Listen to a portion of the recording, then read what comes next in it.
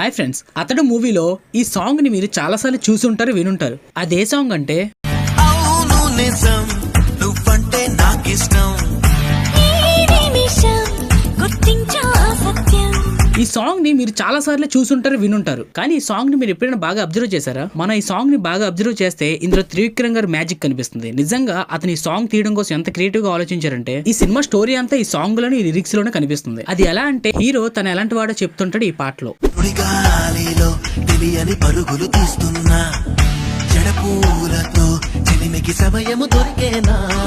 అలానే హీరోని కూడా తన మనసులో మాట చెప్తుంటది.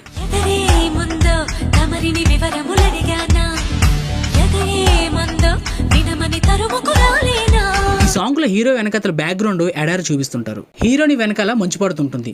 ఈ వీడియో బ్యాక్గ్రౌండ్ కి లిరిక్స్ కి అర్థం ఏంటంటే నేను ఎడారిలో ఒంటరిగా బతుకుతున్నాను, నువ్వు ఏంజిల్ లాంటి దానివి నా జీవితంలోకి రావద్దు అని వీటికి అర్థం.